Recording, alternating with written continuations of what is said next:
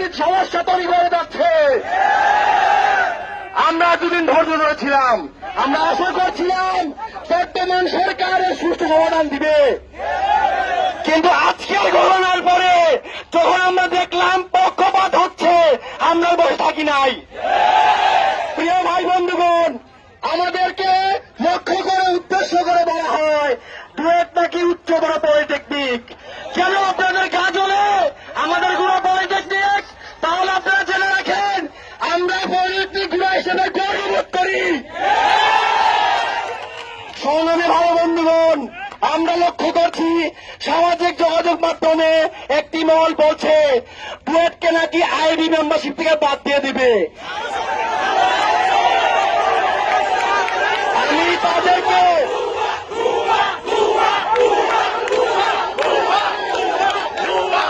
আমি তাদেরকে স্পষ্ট বার্তা দিতে চাই, আইবি কি আপনাদের ব্যক্তিগত সম্পত্তি?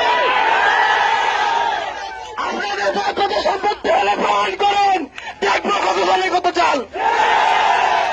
সংগ্রামী বন্ধুগণ, আমরা সামাজিক যোগাযোগ আরো অনেক লক্ষ্য করছি, অনেক শিক্ষক প্রফেসর, অনেক সুশীল ডুয়েটের নাম শুনলে তাদের গা চলে।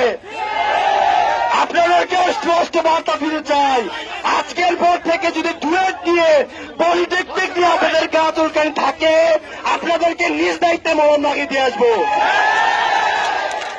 সর্বোপরি আমি সরকারকে বলতে চাই, আমাদের প্রকৌশল খাতের বিএসসি ভাইরা এবং ডিপ্লোমার ভাইরা, তাদের মধ্যে যে অবসাদ সংখ্যা তৈরি হয়েছে সেটাকে আপনারা বাড়তে দিবেন না। যার যে জায়গা সেখানেই তাকে নিশ্চিত করতে হবে। মেধাবীরা প্রকৌশল বিদ্যালয় মেধাবীদেরকে একটি কুচক্রী মহল ডুয়েটের বিরুদ্ধে প্রভাকাণ্ডা লাগাচ্ছে।